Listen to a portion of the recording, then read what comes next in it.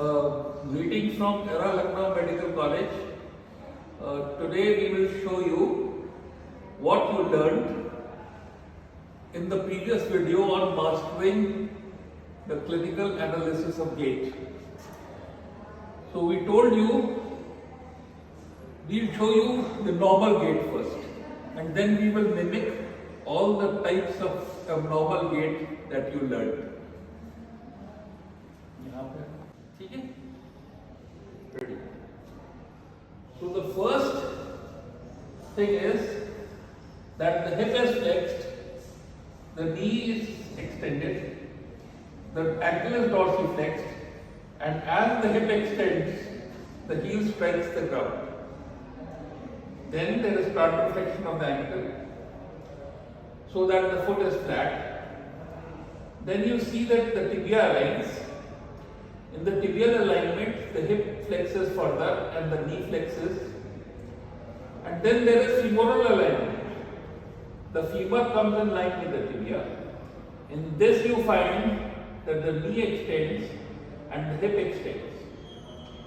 Then when this limb, the opposite limb moves forward, there is heel strike, foot flat, tibial alignment, and this limb becomes ready to take weight. Then this is what happens. The right limb will plantar flex at the ankle, so the right acetabulum is higher, and it pushes the anterior superior spine of the pelvis on the right side up, so that the spine comes in line with the weight bearing limb. Now the weight bearing limb, and this is brought about by the powerful action of gastrocnemius of the right side. Now as the right limb swings forward, this is maintained by the gluteus medius maintaining the iliac crest down, acting from its insertion on the greater trochanter. So there is a pelvic tilt associated with toe break and push off. So toe break means this, when the weight comes on the metatarsal heads, and push off means plantar flexion of the toes and the foot is off the ground. So in the stance phase we have heel strike, foot flat, tibial alignment, femoral alignment, pelvic tilt, toe break, push off. Those are the phases of the stance phase. Now we'll show you the swing phase. In the swing phase you find that with the push off from the right side, first the limb will swing to the level of the opposite limb. In this, the hip will flex, the knee will flex, and the ankle will dorsiflex, so that the toes don't stub the ground. In swing through, the difference would be that the knee would start extending, and this entire swing is called as acceleration. And finally, the hip will extend and there will be heel strike. So you understood pelvic tilt. Now I will explain to you pelvic rotation. You find that when the left limb is ahead, the left ASIS is in forward in relation to the right ASIS. The pelvis is tilted like this.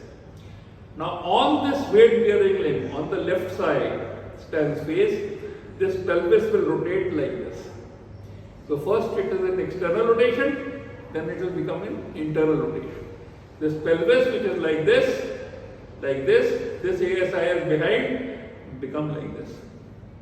And this, since the acetabulum has moved forward in relation to the weight bearing limb, this will increase the stride of the gait, like this.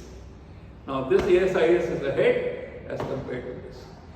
So in swing phase, the stride is increased by pelvic rotation. So this is normal gait. Now we will move on to the abnormal types of gait.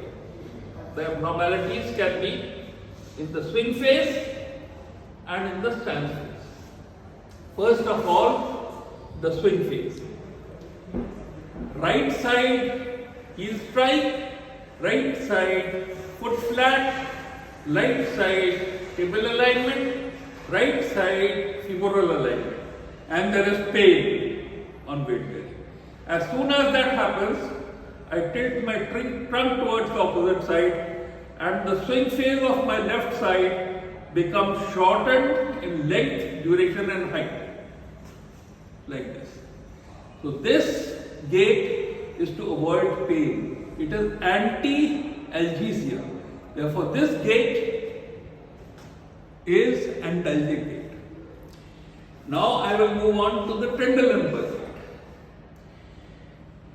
I told you that there is heel strike, there is foot flat, there is tibial alignment, then there is femoral alignment, plantar flexion of this ankle in toe break on the left side, so that the left acetabulum has gone higher and the right acetabulum is lower.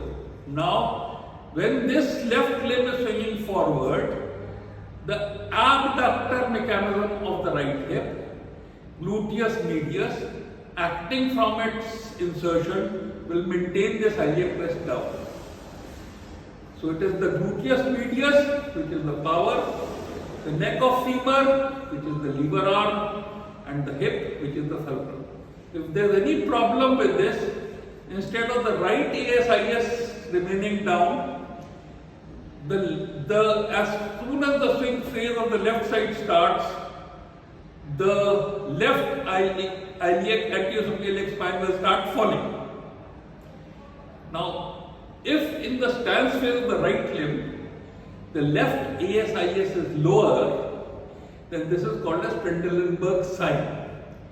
But to keep the weight line of gravity within the area of the weight bearing foot, and to compensate for this absence of abduction, I will tilt my spine towards the stance side. So it will become like this. Like this. Again, heel strike, foot flat, tibial alignment, femoral alignment, and as I lift this ASIS starts falling. To maintain my weight on this, I will tilt my trunk like this. This is Trendelenburg gait, and if there is a congenital dislocation of hip on both sides, then there is tilt on this side and tilt on this side. This is waddling gait. So these are the abnormalities of the stance phase. Now there is one more abnormality. That if I do a heel strike, I do a foot flat, and I do a tibial and femoral alignment, my knee must be locked so that it doesn't buckle.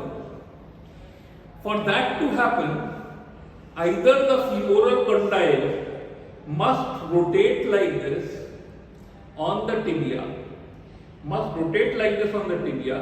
so that the axis of the femoral condyle is changed and there can be no flexion.